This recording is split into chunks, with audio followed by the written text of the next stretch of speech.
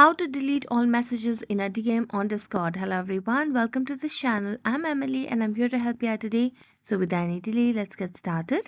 So first of all, launch the Play Store application and make sure that you have the latest version of the Discord application.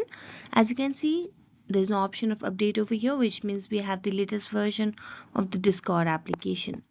So scroll and just go back to the home screen and then make a long press on the Discord application and tap on app info.